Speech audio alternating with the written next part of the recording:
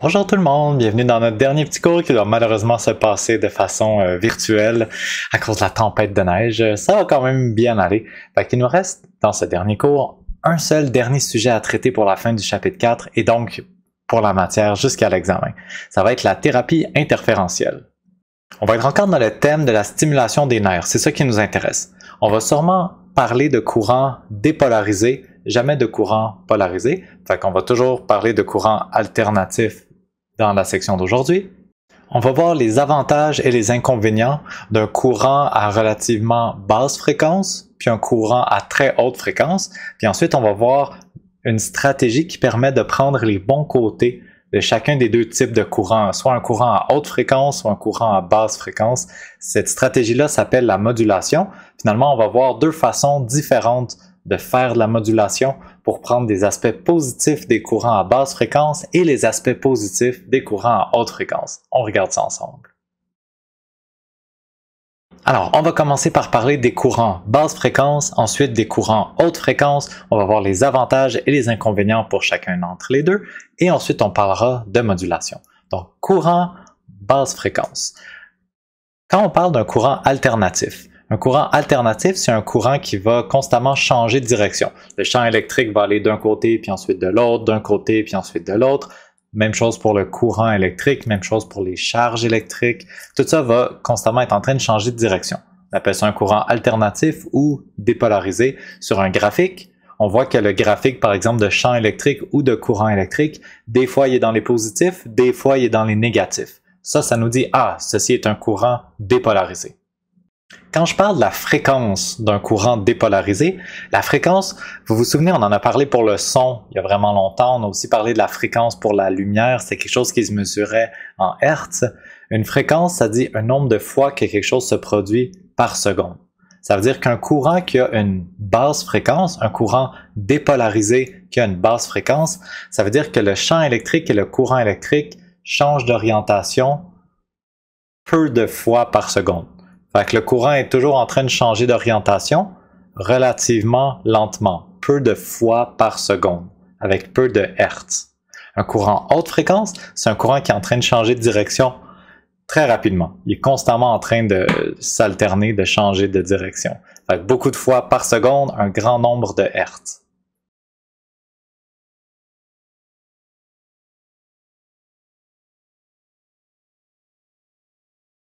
Alors, si je veux dessiner le graphique du champ électrique ou de l'intensité du courant ou de la différence de potentiel, ces graphiques-là vont tous avoir le même dessin, il n'y aurait juste pas les mêmes unités.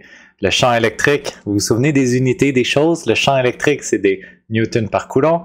Le courant électrique, ça serait des ampères. La différence de potentiel, ça serait des volts.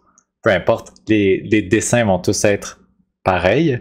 Puis le temps, mesuré en secondes. Alors, pour un courant basse fréquence, 100 Hz, ok, pour les courants électriques, 100 Hz, 100 fois par seconde, c'est considéré comme une relativement basse fréquence. On va parler des hautes fréquences quand on va être dans genre 4000 Hz. Ça va être notre prochain dessin.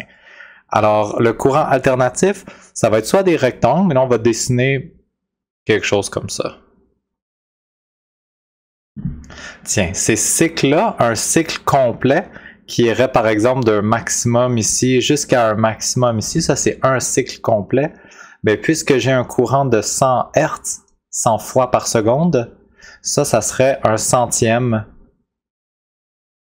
de seconde, parce qu'un cycle complet, positif et négatif, va se produire 100 fois par seconde. Fait que ça c'est un courant que je vais dire qui est relativement basse fréquence. Si je veux dessiner un courant haute fréquence par opposition,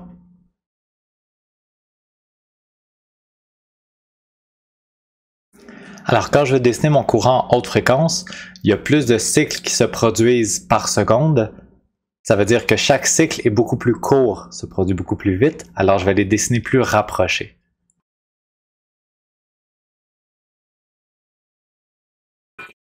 Ok, le dessin n'est pas parfait, mais vous comprenez le principe. Là, ça veut dire que le temps qui s'écoule pour un cycle complet, mettons comme ça, vous voyez, c'est beaucoup plus court le temps qui s'écoule. Mais là, ça serait un 4 millième de seconde. Mes deux dessins sont pas à l'échelle, c'est pas grave. C'est juste pour représenter de quoi ça a l'air un graphique haute fréquence, puis de quoi ça aurait l'air un graphique basse fréquence, pour qu'on puisse les comparer un avec l'autre. On veut maintenant parler des avantages et des inconvénients des courants basse fréquence versus les courants haute fréquence. On va commencer par se demander lequel de ces deux courants électriques-là a le plus de chances de réussir à produire la stimulation des nerfs, parce que c'est ça qu'on veut. On veut stimuler des nerfs dans cette section-là. La stimulation des nerfs, je vous rappelle. On avait des courbes comme ça pour déterminer est-ce que le nerf va réussir à être stimulé ou non. Quand on avait des impulsions de forme rectangulaire, on pouvait venir les dessiner sur ce graphique-là pour savoir si on allait réussir à déclencher l'influx nerveux.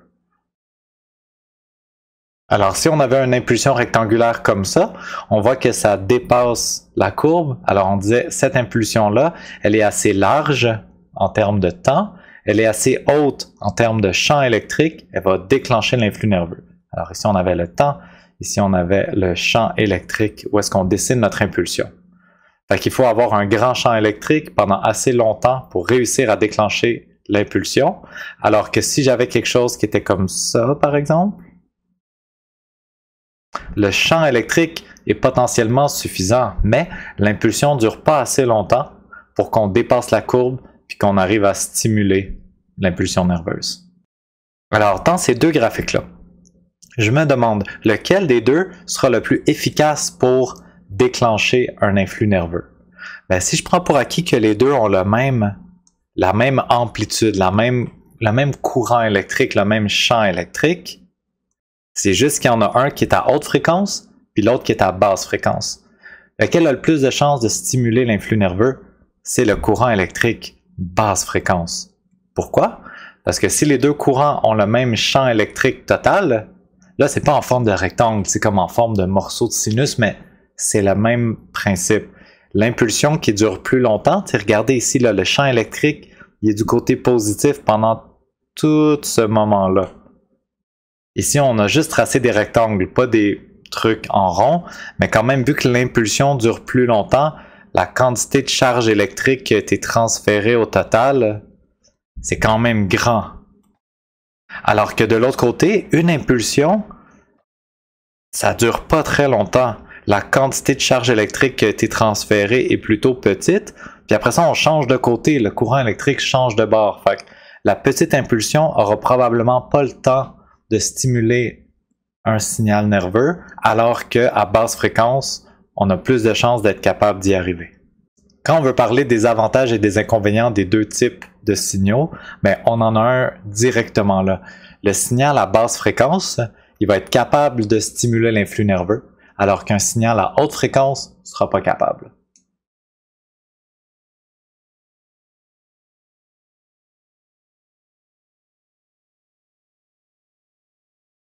Alors, entre les deux, pour l'instant, si on avait à choisir, entre les deux, ben, j'irais avec le courant à basse fréquence parce que le courant haute fréquence n'est pas capable de déclencher l'influx nerveux, puis le but, c'est de déclencher un influx nerveux. Fait que là, vous vous dites, c'est stupide, le courant haute fréquence sert à rien, alors que c'est le courant basse fréquence qu'on veut utiliser, mais il y a un petit problème avec le courant basse fréquence, c'est le courant basse fréquence, quand il passe dans nos tissus, il a tendance à nous chauffer. Ça va provoquer de l'inconfort, ça peut provoquer des brûlures. Le but du courant électrique, là, c'est jamais de réchauffer le patient. On en a vu là, plein de façons de réchauffer un patient, puis l'électrocuter, là, c'est pas la méthode qu'on utilise pour réchauffer. Fait que réchauffer ici, c'est vraiment quelque chose qu'on vise pas quand on veut faire la stimulation, utiliser des électrodes. Alors, c'est un inconvénient. Le courant basse fréquence nous réchauffe, alors que le courant de très haute fréquence ne nous réchauffe pas ou presque pas. Ça, c'est pas quelque chose que je vous demande d'être capable d'expliquer, c'est juste quelque chose que je vous demande de savoir. Okay, les raisons pourquoi est-ce que notre résistance à un courant haute fréquence ou basse fréquence varie, puis nanana, c'est de l'ordre du relativement complexe. Il faut juste savoir que basse fréquence, ça réchauffe, haute fréquence, ça nous réchauffe pas.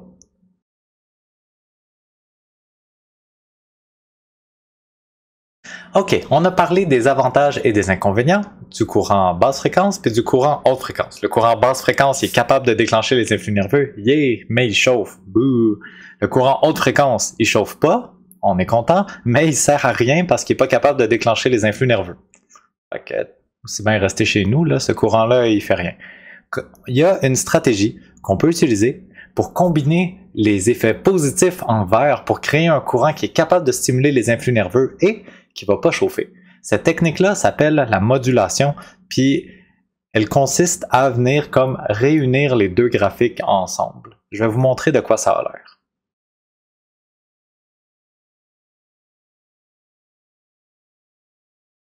Alors, la modulation, ça consiste à prendre un courant haute fréquence, un courant qui va aller très vite, puis qui va donc pas chauffer, et de le moduler par un courant basse fréquence. Je vais vous montrer qu'est-ce que ça veut dire.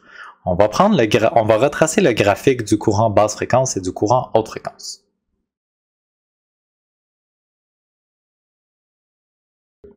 Il est encore pire que le premier dessin, mais vous reconnaissez ici le courant haute fréquence, champ électrique et temps. Je vais dessiner en dessous de ça le courant basse fréquence. Qu'est-ce qui se passe quand je fais la modulation? C'est que je vais prendre le graphique haute fréquence, puis je vais le moduler par le graphique basse fréquence. Ça, ce que ça veut dire, c'est que je vais venir moduler l'intensité totale de mon graphique à haute fréquence, de mon champ électrique. Ici, le champ électrique, là, il va de là jusqu'à là, puis c'est constant. Hein, c'est partout pareil et partout pareil en bas. Si mon dessin était parfait, ça serait partout pareil en haut, partout pareil en bas. On remonte toujours à la même valeur, on redescend toujours à la même valeur. Quand on parle de modulation, ce qu'on veut dire, c'est que la valeur à laquelle on va monter puis descendre va changer avec le temps. On va faire une petite enveloppe à notre graphique haute fréquence. C'est ça qu'on va appeler la modulation. Puis cette enveloppe-là, elle va varier à basse fréquence. Je vous montre de quoi ça a l'air. Si vous avez à tracer ce genre de graphique-là, vous allez avoir votre signal haute fréquence, et la modulation, qui elle est à basse fréquence. Si je veux tracer la combinaison des deux graphiques, c'est comme si je venais multiplier les deux graphiques ensemble pour obtenir le graphique final. Pour le dessiner, je vais commencer par tracer la modulation, l'enveloppe qui est là. Fait que je trace ce graphique-là. Ça, c'est l'enveloppe qui varie relativement lentement. Ça, c'est mon truc qui serait à, mettons, 100 Hz. Fait que ça serait, mettons, 100 Hz. Puis l'autre en haut, c'est celui à 4000 Hz. OK. Ça va être une enveloppe. Ce que je vais faire, c'est que je vais commencer par le tracer aussi en forme de miroir. Fait que ici, je l'ai tracé dans les positifs, puis ensuite négatifs. Je vais le retracer sur le même graphique miroir. Regardez ça, ça va faire quelque chose comme ça.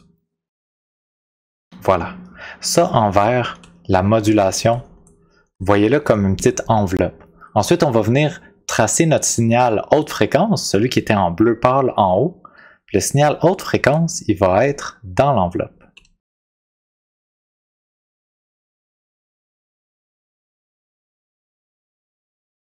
Et voilà, ça c'est à l'intérieur, c'est mon courant haute fréquence. C'est mon 4000 Hz. Alors ça c'est le courant qu'on va dire qui a été modulé. J'ai un courant haute fréquence qui est ici, qui a été modulé par un courant basse fréquence, et ça, c'est le résultat que ça donne en bas complètement. Ce résultat-là, il va combiner les avantages des deux types de courants.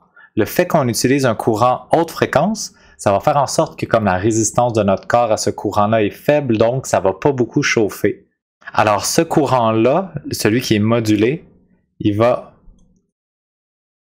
pas chauffer, grâce au fait que c'est un courant à haute fréquence qui ne chauffe pas, mais il y a aussi l'avantage qu'il va réussir à déclencher un influx nerveux. Ça, c'est grâce à la modulation à basse fréquence, dans le fond. C'est grâce au fait que l'intensité du courant va être modulée par quelque chose à basse fréquence. Puis ces petites pauses-là qui vont être prises, où est-ce que Ici, il y a comme presque plus de courant électrique qui circule à ces endroits-là. Ces petites pauses-là vont donner au temps à l'influx nerveux de se déclencher puis de se propager dans nos axones.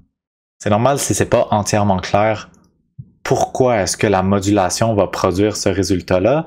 C'est pas quelque chose que je vous demande d'être capable d'expliquer. Il faut juste que vous soyez capable de dire que c'est grâce à la modulation basse fréquence que ça vient prendre les propriétés d'un courant basse fréquence qui permet de déclencher l'influx nerveux.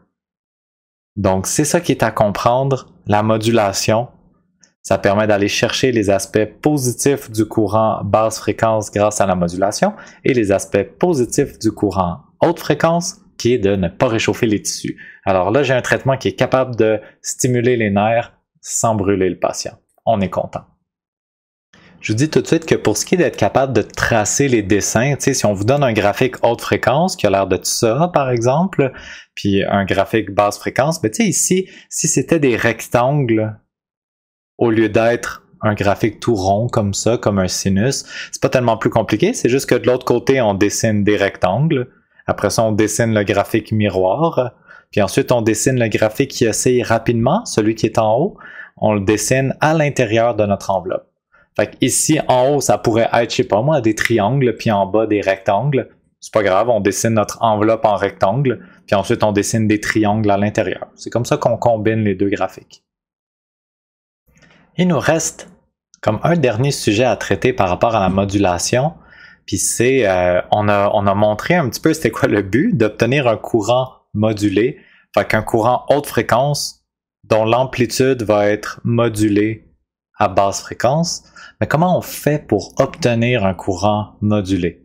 Il va y avoir deux façons d'obtenir un courant modulé, puis c'est ce qu'on veut un courant modulé, on veut un courant haute fréquence qui est modulé, dont l'amplitude varie à basse fréquence. Comment obtenir ça? Il y a deux façons. Il y a une méthode à 2 électrodes et une méthode à 4 électrodes. La méthode à 2 électrodes est plutôt simple parce que c'est la machine qui fait la job. Alors, vous avez la machine qui est connectée sur 2 électrodes puis qui sont branchées sur le patient, qui est, mettons, sur le bras du patient. La machine, on va être capable de lui demander de nous mettre un certain... il y a des machines qui sont capables de produire elles-mêmes la modulation. Ça veut dire que dans les réglages, on va pouvoir dire c'est quoi la fréquence de notre courant. Fait que mettons 4000 Hz, puis on va pouvoir leur demander de faire une modulation à 100 Hz, puis la machine va s'occuper de combiner les deux graphiques, puis de nous sortir un champ électrique qui va être comme le graphique qu'on veut, qui va être le graphique modulé. Fait qu'il y a des machines qui sont tout simplement capables de le faire et c'est pas plus compliqué que ça. Fait que ça serait de la modulation à 2 électrodes parce que 1, 2, on a 2 électrodes, c'est la machine qui s'occupe de nous envoyer. Là, ça a l'air d'être comme si j'envoyais 100 Hz ici puis 4000 Hz ici, là. C'est pas ça du tout, ok? Ça, c'est juste le résultat de ce qui est envoyé par la machine, puis on peut sélectionner le courant haute fréquence et la modulation. Puis la différence de potentiel ou le champ électrique là, entre les deux électrodes, c'est les petites lignes qui sont comme ça et qui sont, ben là, tu sais, c'est du courant alternatif, fait que ça va constamment changer de direction. C'est pas comme si j'avais une électrode positive et négative, mais le champ électrique qui va être produit entre les deux électrodes, il va varier positif-négatif comme ça. C'est la machine qui est capable de me le faire. Alors, c'est pas compliqué. On branche les deux électrodes sur le patient, puis on va avoir un champ électrique qui va être comme ça, fait que ça va stimuler les nerfs là, qui sont dans le teint. Mettons le bras du patient. OK, fait que le champ électrique, ça va stimuler les nerfs là, qui sont entre les électrodes. Fait que c'est la modulation à 2 électrodes. La modulation à 4 électrodes est légèrement plus compliquée. Je vous montre de quoi ça a l'air. La modulation à 4 électrodes, comment ça fonctionne? C'est que tu utilises, vous n'allez jamais deviner, 4 électrodes, fait que 2 paires d'électrodes. Des électrodes, ça va toujours en paire. Il faut toujours qu'ils soient combinés 2 à 2. Il y en a toujours une qui est positive, une qui est négative. Dans le cas d'un courant dépolarisé, le positif et le négatif n'arrêtent pas de s'échanger, mais tu as quand même un couple, une paire d'électrodes qui fonctionnent ensemble. Tu ne peux pas avoir juste une électrode toute seule. Alors, on va avoir 2 paires d'électrodes. Voilà, une paire d'électrodes roses qui sont comme un couple ensemble, puis une paire d'électrodes jaunes qui sont un couple d'électrodes ensemble. La modulation à 4 électrodes est basée sur un phénomène physique qui s'appelle le phénomène des battements. C'est un phénomène qui se produit quand on combine deux ondes, deux dessins comme ça, avec des fréquences légèrement différentes. Vous avez déjà entendu le battement dans un laboratoire, genre au début de la session, dans un TD, là, vous étiez allé dans une petite pièce, puis on en voulait entendre des ondes d'interférence constructive, là, de renforcement puis d'annulation. On est allé dans une petite pièce où il y avait des haut-parleurs, puis on s'était promené dans la pièce, puis on avait vu, il y a des endroits où le son est plus fort, d'autres est plus faible. Puis je pense que le technicien, Philippe, vous avait montré, si on change un peu la fréquence de un des deux haut-parleurs, mettons, il y en a un qui fait 400 Hz puis l'autre 405 Hz, on va entendre un battement. Ça faisait comme un ouin, ouin, ouin, ouin, ouin avec le son. Ça, c'est une forme de modulation qu'on va pouvoir aussi mettre à profit pour la modulation à 4 électrodes, pour la thérapie interférentielle. Alors, plus précisément, c'est quoi le phénomène de battement? On combine deux ondes à des fréquences légèrement différentes. Puis ce qu'on va obtenir comme résultat, c'est une onde qui a la fréquence moyenne entre les deux et on va obtenir une modulation dont la fréquence, c'est la différence de fréquence entre les fréquences des deux ondes. Je vais faire une phrase avec ça, je vais vous montrer qu'est-ce que ça donne.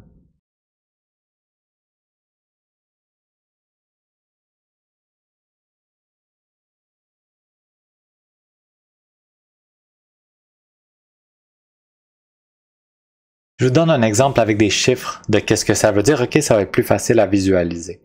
Alors, mettons que je veux combiner deux ondes ou deux champs électriques oscillants, un avec une fréquence de 4000 Hz puis l'autre avec une fréquence de 4100 Hz. Ok? Alors, disons que mes deux ondes, il y en a une à 4000 Hz et l'autre à 4100 Hz. Deux fréquences légèrement différentes. Donc, j'ai, mettons, une paire d'électrodes qui a un courant alternatif à 4100 Hz et une paire d'électrodes qui a un courant alternatif avec une fréquence de 4000 Hz. Donc, deux courants qui sont à haute fréquence. Qu'est-ce que ça donne quand je combine ces deux courants-là? Fait qu'il y en a un qui va faire un champ électrique comme ça en jaune, à la verticale. Il va avoir un champ électrique oscillant en rose à l'horizontale. Puis quand je vais combiner les deux à l'intérieur des tissus du patient, qu'est-ce que je vais obtenir? Je vais obtenir un courant électrique alternatif qui a une fréquence moyenne. Alors, c'est quoi la moyenne entre 4000 et 4100? Ben, la moyenne entre les deux, c'est 4050. Alors ça, c'est la fréquence moyenne. Et ce courant électrique-là va être modulé. Je vais reprendre mon vert foncé. Il va aussi avoir une modulation dont la fréquence est égale à la différence entre les deux fréquences. C'est quoi la différence entre 4100 et 4000? C'est 100 Hz. Alors je vais avoir une modulation de 100 Hz. Qu'est-ce que ça me donnerait comme graphique, tout ça? Ben, ça me donnerait une modulation à 100 Hz. C'est mon graphique que je trace comme ça. Je le trace en miroir pour avoir une enveloppe comme ça. Et à l'intérieur, je tracerais quelque chose qui varie rapidement avec une fréquence de 4050 Hz.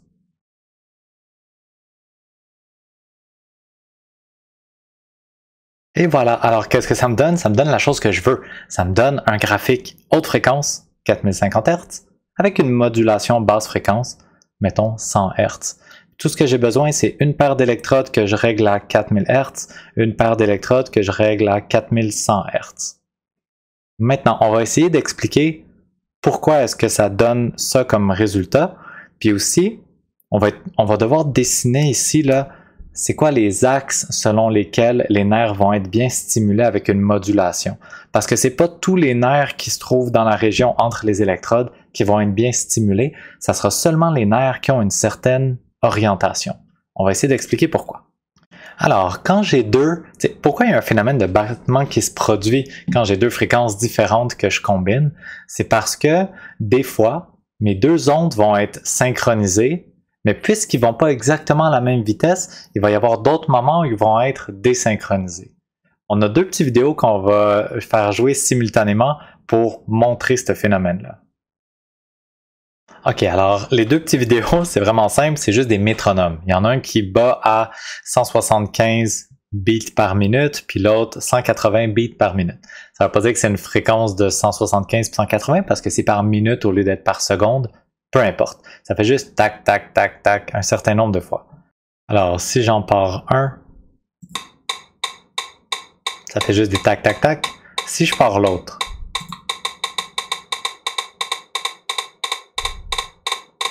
là, ils sont synchronisés.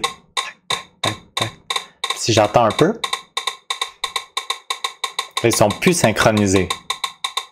Là, il y a un battement. Ah, là, ils sont revenus synchronisés.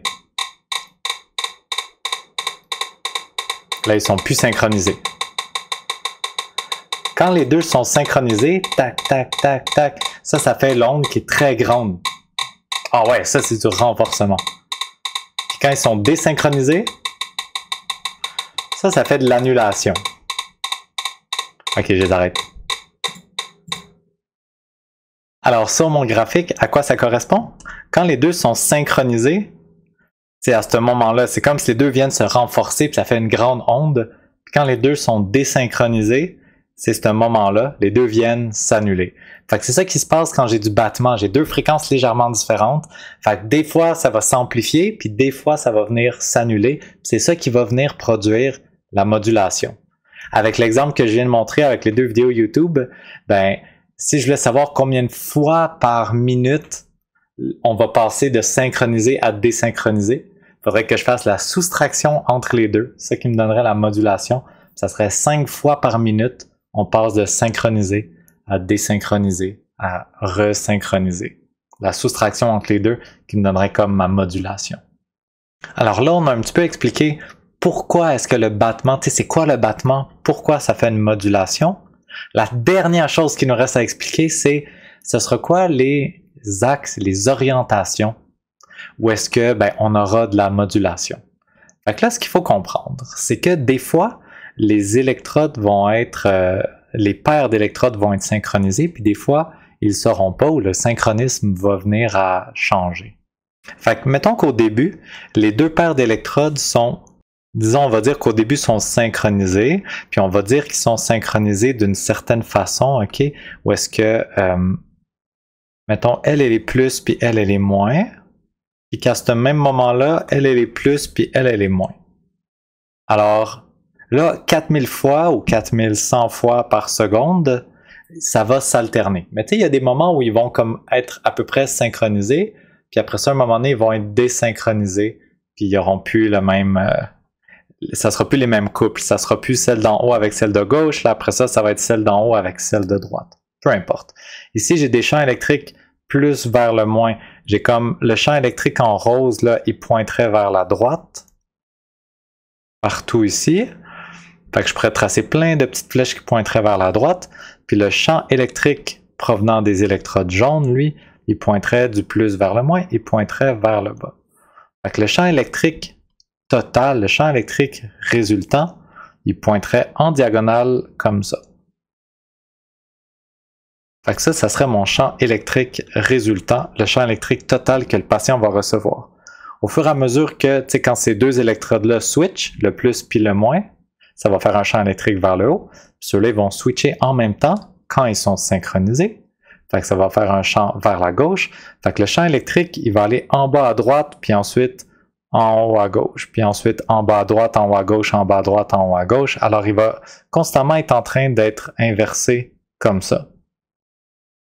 Quand les électrodes vont être désynchronisées, ou plutôt quand leur synchronisme va changer pour faire en sorte que celle-là est positive en même temps que celle-là, et que celle-là est donc négative en même temps que celle-là, les deux jaunes doivent toujours avoir un signe opposé, les deux roses doivent toujours avoir un signe opposé. Là, qu'est-ce qui se passe? Mon champ électrique ici il pointe vers la gauche. Puis mon champ électrique en jaune, lui, il pointe vers où? Plus vers le moins, il pointe vers le bas. Alors le champ électrique résultant va être en bas à gauche. Un minuscule instant plus tard, les deux jaunes s'échangent, les deux roses s'échangent, puis là mon champ électrique est en haut vers la droite. Alors là, mon champ électrique est en train de être en bas à gauche, en haut à droite, en bas à gauche, en haut à droite, sur cet axe-là qui est ici. Alors qu'un petit peu plus tôt, il était en train de s'inverser sur cet axe-là qui était ici. Ben ça, c'est les deux axes sur lesquels la modulation va être très efficace. C'est les axes sur lesquels les nerfs doivent se trouver pour ressentir la modulation qui va déclencher les influx nerveux. Parce que si je voulais calculer ma différence de potentiel, quelle couleur je suis rendu là? Disons teint en blanc. Si je voulais calculer la différence de potentiel entre ces endroits-là, mais la différence de potentiel est constamment en train de varier en ce moment. Parce que des fois, le champ électrique est vers en haut à gauche, des fois, il est vers en bas à droite. Fait que si je fais delta V AB, ma différence de potentiel, des fois, elle est positive, des fois, elle est négative, positive, négative, positive, négative. À ce moment-ci, la différence de potentiel est en train de varier très grandement sur cet axe-là. Ça veut dire que je serai à un endroit comme ça, delta V AB. Ma différence de potentiel est rapidement elle est en train de varier beaucoup. Puis un petit peu plus tard, la différence de potentiel entre le A et le B qui serait ici, mettons, si j'ai un nerf là qui serait comme ça, la différence de potentiel, elle est comment? Ben là, le champ électrique est toujours perpendiculaire à mon axe. Alors là, la différence de potentiel entre A et B, elle est quoi maintenant? Elle est 0. Parce que le champ électrique est perpendiculaire à la direction entre A et B. Ça veut dire que sur le graphique un petit peu plus tard, ça ici, ça correspond à là. La différence de potentiel est nulle, est presque 0. Alors quand on est sur l'axe diagonal qui est ici,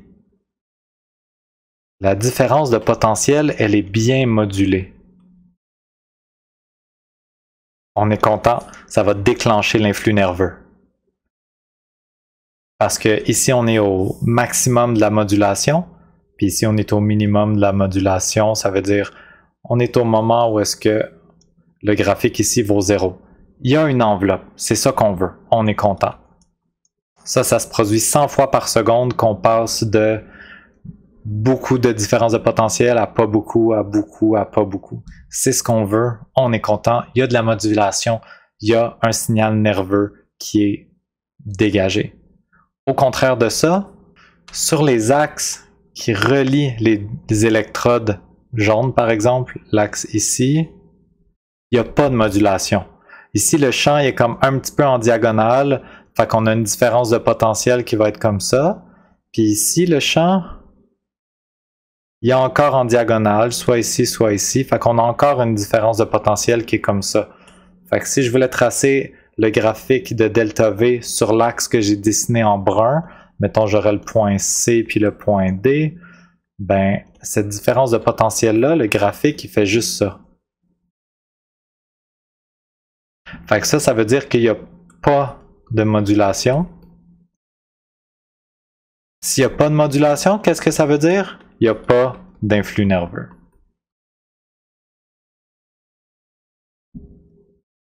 Même chose sur l'axe entre les électrodes jaunes.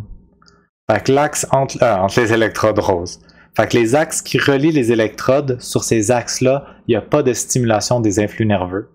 Mais sur les axes qui sont en diagonale, ceux que j'ai tracés en blanc, j'en avais juste tracé un, je vais faire l'autre. Fait que sur cet axe-là et cet axe-là, qui forment comme un X entre les électrodes, c'est là que j'ai ma stimulation des influx nerveux. C'est là que je suis content. Fait que quand on va venir placer les électrodes, les 4 électrodes sur le patient, si je veux stimuler un nerf, fait que si le nerf que je veux stimuler il est comme ça, par exemple, puis que je dois venir placer mes électrodes, ben, il va falloir que mes électrodes soient placées une comme ça, une comme ça, une comme ça, une comme ça. Comme ça, mon nerf va être comme en diagonale entre des électrodes. Ça va réussir à être stimulé. Un autre nerf qui aurait été placé ici, par exemple, lui, il serait pas stimulé. Puis un autre nerf qui aurait été placé ici, lui, il serait pas stimulé. Un nerf qui aurait été placé, tu sais, mettons comme ça, un petit peu, pas tout à fait en diagonale, lui, il aurait été peut-être un peu stimulé. Il y a un petit peu de modulation. C'est pas optimal comme celui en blanc, c'est pas parfaitement nul comme celui en brun, c'est à mi-chemin. Une petite modulation, mais pas trop. Est-ce qu'on va être capable d'en avoir suffisamment pour le stimuler? C'est pas garanti. Vraiment, ceux qui vont être stimulés de façon optimale, c'est ceux que j'ai tracés en blanc ici. Voici un dessin tiré des PowerPoint qui montre cette même idée-là aussi. Fait qu'on a les 4 électrodes, une en haut, une en bas, une à gauche, une à droite. Puis on montre que sur la diagonale ici, par exemple, c'est là qu'on a la modulation, 100% de modulation. C'est là qu'on a vraiment la belle stimulation des influx nerveux. Quand on est sur la ligne qui rejoint les électrodes, il n'y a aucune modulation, aucune stimulation des influx nerveux. Même chose ici, aucune modulation, aucune stimulation des influx nerveux. Puis quand on est sur cette espèce de ligne-là, qui est à un certain angle, ben là, la modulation, bon, à l'angle qu'ils ont choisi, c'est 50%, mais c'est juste pour dire la modulation, elle n'est pas optimale. Vous voyez, la modulation, là, elle ne descend pas jusque comme ça. L'enveloppe ne se referme pas au complet, comme elle le fait ici. Alors ça, c'est un peu, mais c'est pas optimal, c'est pas nul, quelque part entre les deux. Alors voilà, c'est tout pour notre petit cours de théorie format vidéo. J'espère que ça vous a aidé et que ça a été clair. N'hésitez vraiment pas à m'écrire si vous avez des questions. On peut se voir, sinon on va se voir mercredi dans la période de travaux dirigés qui est la révision pour l'examen final. Puis sinon, je vous souhaite bon courage pour votre fin de session. J'espère que ça se passe bien pour vous. Je sais que vous avez 1 million d'examens. Puis encore pour une dernière fois, là, si le cours de physique vous stresse, s'il vous plaît, n'hésitez pas à m'écrire. Puis on se jase, puis on se parle de ça. Puis ça va bien aller. Bye bye, merci beaucoup d'avoir écouté.